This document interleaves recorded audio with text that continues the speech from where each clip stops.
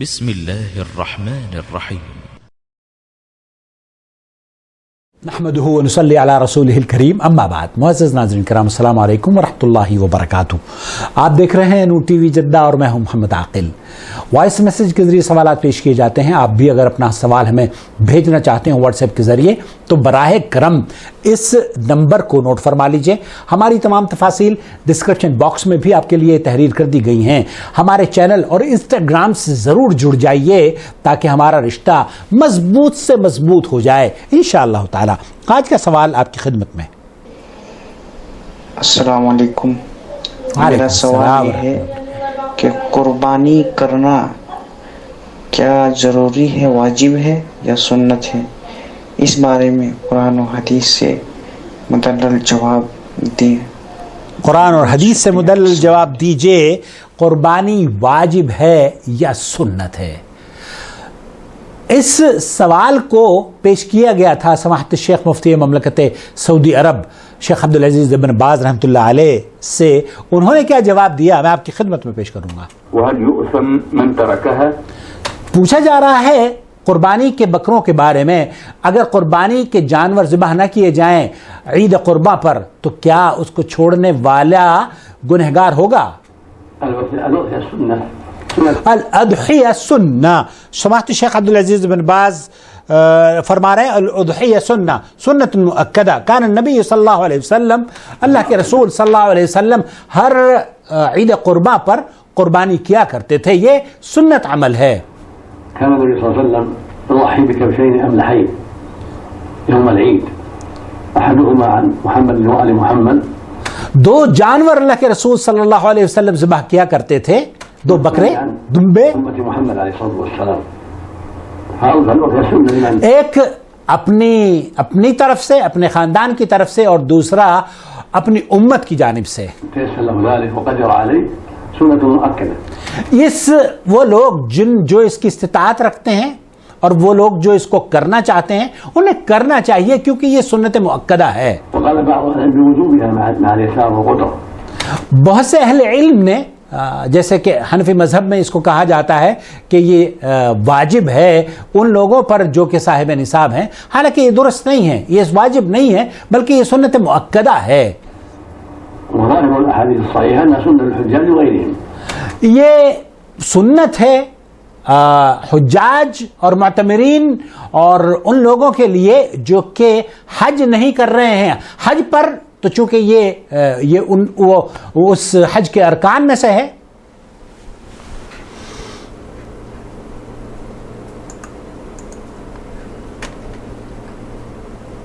كذا كان النبي صلى الله عليه وسلم يضحي بكيدون أفادكم الله. وهل يؤثم من تركها؟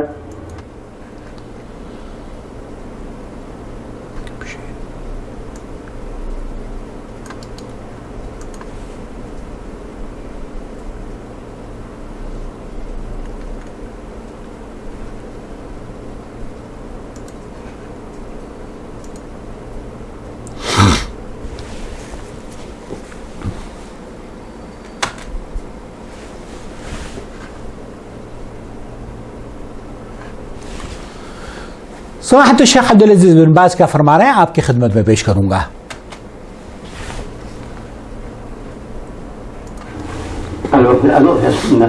سنة مؤكدة. كان النبي صلى الله عليه وسلم يضحي بكبشين أملحين. شیخ عبدالعزیز بن باز رحمۃ اللہ علیہ فرما رہے ہیں کہ یہ قربانی کرنا عید قرباں پر سنت ہے. اللہ کے رسول صلی اللہ علیہ وسلم دو دمبے، دو جانور یا دو بکرے ذبح آپ بھی کر سکتے ہیں. اللہ کے رسول صلی اللہ علیہ وسلم ذبح کیا کرتے تھے دو جانور، ایک اپنی طرف سے اپنے اہل و عیال کی طرف سے.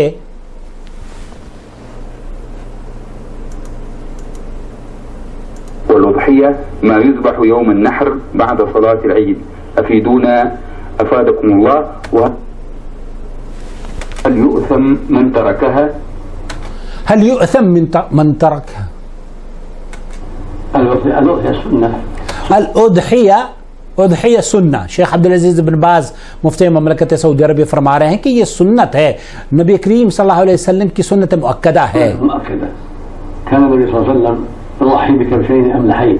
اللہ کے رسول صلی اللہ علیہ وسلم 2 دمبے ذبح کیا کرتے تھے يوم العيد یوم العید، عید کے دن، عید قرباں کے دن. أحدهما عن محمد وآل محمد، ایک ان میں سے اللہ کے رسول صلی اللہ علیہ وسلم اپنی طرف سے، اپنے اہل و عیال کی طرف سے قربان کیا کرتے تھے، اور ایک امت کی طرف سے قربان کیا کرتے تھے. امت محمد علیہ الصلوۃ والسلام. تو آپ کا قربان کرنا اپنے اہل و عیال کی جانب سے اور امت کی جانب سے، یہ عمل سنت مؤکدہ ہے.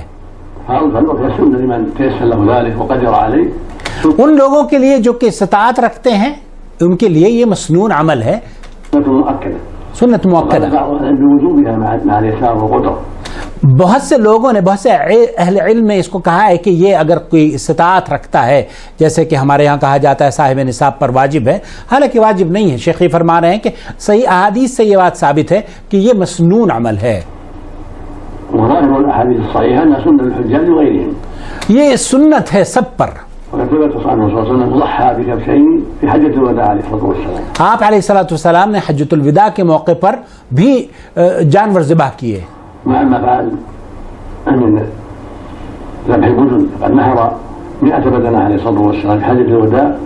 حجۃ الوداع کے موقع پر آپ علیہ الصلوۃ والسلام سے ایک روایت کے مطابق 100 جانوروں کا ذبح کرنا مروی ہے، اور 2 بکرے آپ علیہ الصلوۃ والسلام نے، یا 2 دمبے بھی ذبح فرمائے.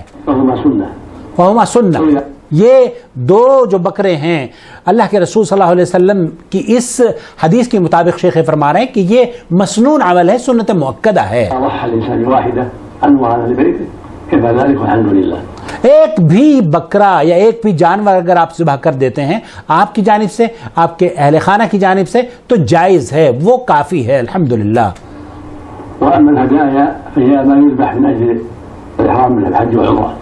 لیکن جو ایام حج میں قربانی کی جاتی ہے، جس کا تعلق حاجیوں سے ہے، وہ ایک الگ مسئلہ ہے جو شیخ فرما رہے ہیں یہاں پر اس کی وضاحت کرتے ہوئے. لیکن جو سوال کیا گیا ہے وہ یہ کہ آیا یہ واجب ہے؟ نہیں، یہ واجب نہیں ہے، یہ مسنون عمل ہے، اور ہمیں اس کو مسنون عمل سمجھ کر ہی کرنا چاہیے. اگر کوئی صاحب استطاعت ہے اور وہ نہیں کرتا تب بھی اس پر کوئی گناہ نہیں ہے، لیکن کرنے میں فضیلت ہے، کرنا چاہیے، کیونکہ اللہ کے رسول صلی اللہ علیہ وسلم کیا کرتے تھے، اور آپ علیہ الصلوۃ والسلام کا عمل یہ استمرار ہمیشہ سے رہا ہے. خلفائے راشدین اور نبی کریم صلی اللہ علیہ وسلم کے اصحاب رسول سب اسی پر عمل کرتے تھے، اور امت مسلمہ بھی اسی پر عمل کرتی ہے. اللہ رب العالمین سے دعا ہے کہ اللہ تعالی ہمیں نیک اعمال کی توفیق سے نوازتا رہے، اور ہماری عید کو عید سعید بنا دے. آنے والے ایام کو اللہ رب العالمین امن اور سلامتی سے مالا مال فرما دے، اور ہمیں خوشیاں ایک بار پھر لوٹا دے. آمین یا رب العالمین. والسلام علیکم ورحمۃ اللہ وبرکاتہ.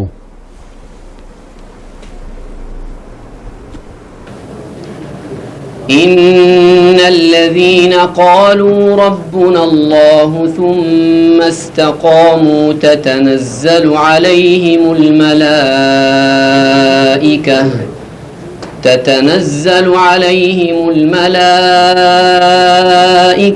ألا تخافوا ولا تحزنوا وأبشروا بالجنة التي كنتم توعدون